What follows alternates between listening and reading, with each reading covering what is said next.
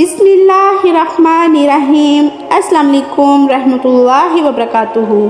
प्यारे दोस्तों, आज हम आपको एक ऐसे गरीब आदमी की अफ्तारी का वाक़या सुनाने वाले हैं जिसे सुनकर आपकी आंखों में यकीनन आंसू आ जाएंगे। इस वाक़ये को मुकम्मल सुनने के लिए हमारे साथ रहिएगा और हमारी वीडियो को शुरू से लेकर आखिर तक ज़रूर देखिएगा। अगर आप मेरे चैनल पर बिल्कुल नए हैं तो प्लीज़ मेरे चैनल को सब्सक्राइब करके मुमना वॉइस चैनल का हिस्सा बनें ताकि इस तरह की अपडेट्स आपको मिलती रहें। प्यारे दोस्तों, रिजवान साहब बहुत ही ज़्यादा ज़ईफ़ इंसान थे, यानी कि बहुत बूढ़े हो चुके थे।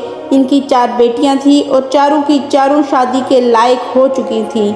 सबसे बड़ी बेटी 25 साल की थी, इससे छोटी बेटी की उम्र 24 साल थी और जो इससे छोटी थी वो 20 साल की थी और जो सबसे छोटी थी इसकी उम्र 18 साल थी।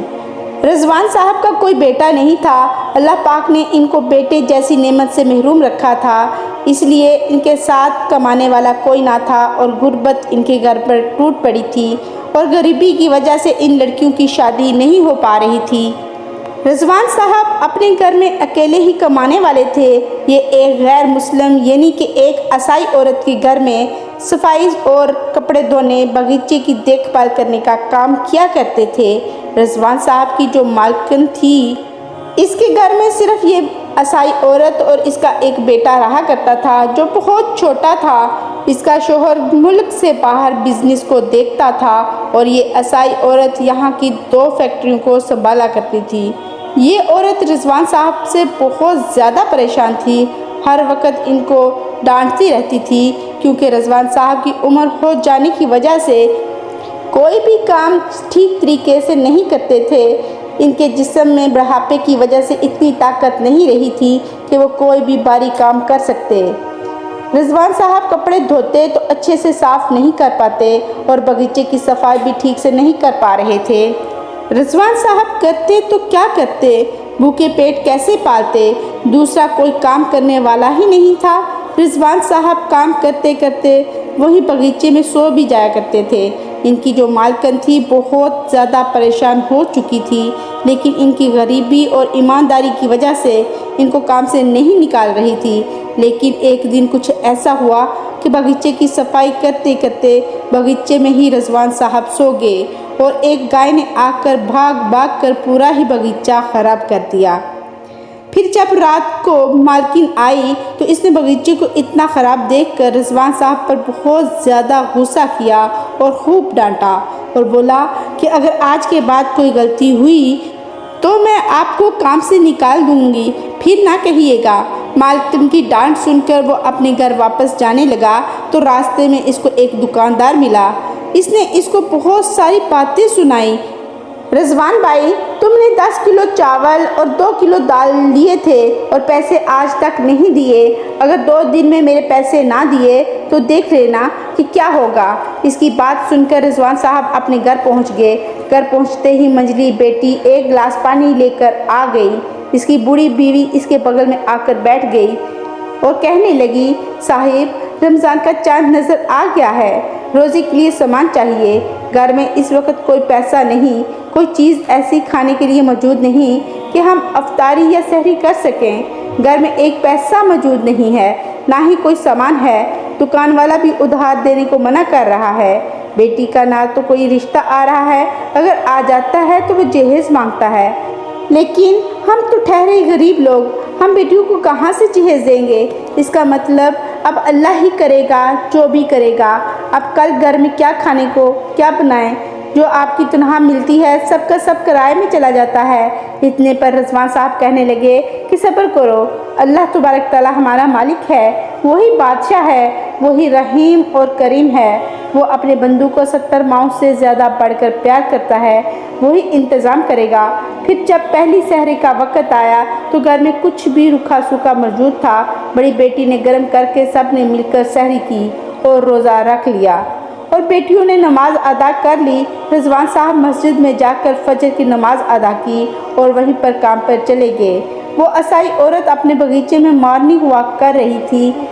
रिजवान साहब इस खतून के पास जाकर कहते हैं कि मालकिन साहब, आज से हमारा रमज़ान शुरू हो चुका है और घर में जो कुछ पैसे थे सब लग चुके हैं। मेरे पास इस वक्त 1 रुपया भी नहीं है। आप मुझे कुछ पैसे दे दें तो हमारा इफ्तार का इंतज़ाम भी हो जाएगा।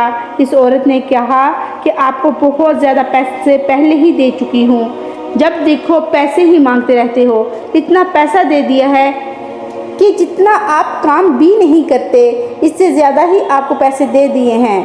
अब मैं आपको 1 पैसा नहीं दूंगी। इतना कहकर इस खतून ने कहा कि अगर आप मेरा एक काम कर देंगे तो मैं आपको कुछ पैसे दे सकती हूँ। ये सुनकर रिजवान साहब बहुत ज़्यादा खुश हो गए और बोले कि मालकिन, आपका हर काम करने के लिए तैयार हूँ। इस असाई खतून ने इनको इनकी ताकत से भी ज़्यादा भारी सामान ला कर दिया और कहा कि ये मेरे बिजनेस पार्टनर के घर पहुंचा दो, और इनको कुछ पैसे थमा कर वो खतून अंदर चली गई। सामान इतना वज़नी था कि रिजवान साहब इसे उठा नहीं पा रहे थे। जैसे तैसे करके रोज़े की हालत में सारा सामान उठाकर इस खतून के बिजनेस पार्टनर के घर जाकर रख दिया और वहीं पर सर पर हाथ रख कर बैठ गए और आसमान की तरफ देखने लगे। कुछ देर के बाद इस घर का मालिक बाहर आया, जिसका नाम तस्लीम था। वो भी एक रहमदिल इंसान था। रिजवान साहब से सामान लिया और अपने नौकरों को बुलाया, सामान अंदर रखवा लिया और इस साहब को कुछ पैसे देते हुए रिजवान साहब ये पैसे देकर बहुत ज़्यादा खुश हुए।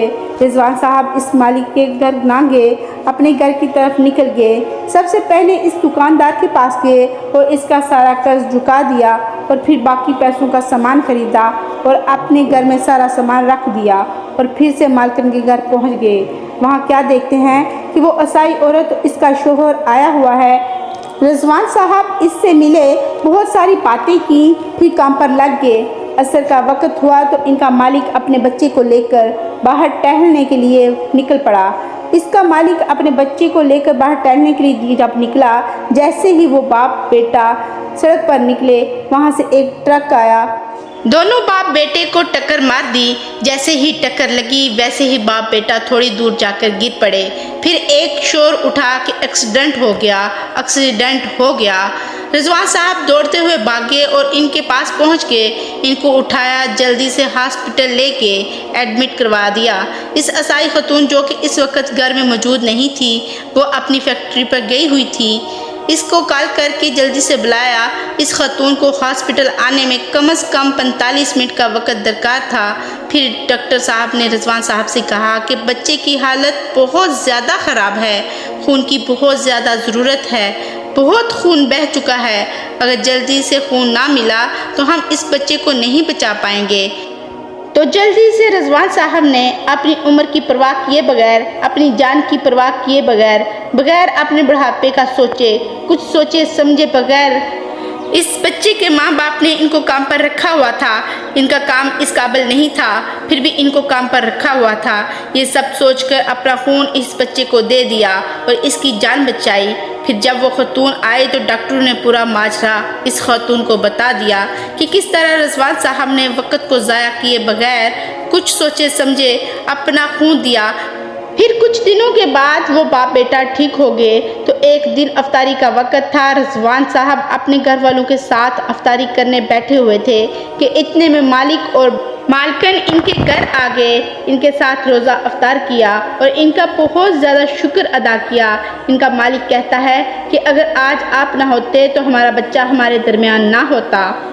आज हमारे घर में जो भी खुशियां हैं वो सब की सब सिर्फ और सिर्फ आपकी वजह से हैं। रिजवान साहब का मालिक और इसकी बीवी हर रोज़ अफ्तारी के वक्त रिजवान साहब के घर में आया करते थे और अपने साथ बहुत सारा सामान लेकर आया करते थे, जिसमें खाने की बहुत ज़्यादा चीज़ें होती, फल होते और अफ्तारी का सारा सामान भी लाया करते।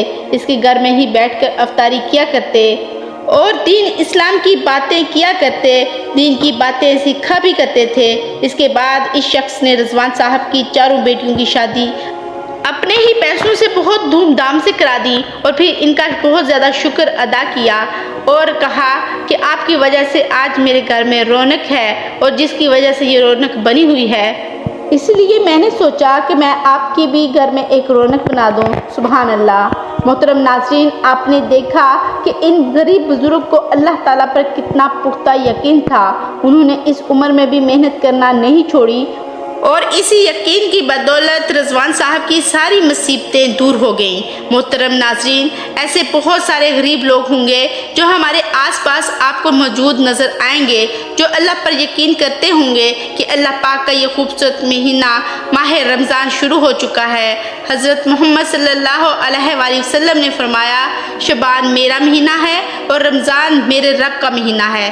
محترم ناظرین، اس مہینے میں ہم زیادہ سے زیادہ اللہ کی عبادت کرنی چاہیے اور ان غریب لوگوں کا خیال رکھنا چاہیے جو اس مہینے میں اللہ پر یقین بنائے بیٹھے ہوئے ہیں کہ ان کو اللہ نے دیا ہے، تو پھر ہمیں چاہیے کہ ہم زیادہ سے زیادہ صدقہ کیا کریں۔ محترم ناظرین، ماہ رمضان میں ہر ایک پر روزے فرض ہیں، ہم تو کھاتے پیتے ہیں، ہمیں اپنے ان بہن بھائیوں کا بھی خیال رکھنا چاہیے جن کو افطاری کیا سحر بھی میسر نہیں، ہمیں ان کی ضرورتوں کا خیال رکھنا چاہیے تاکہ اس مہینے میں زیادہ سے زیادہ ہم اللہ کو خوش کر پائیں۔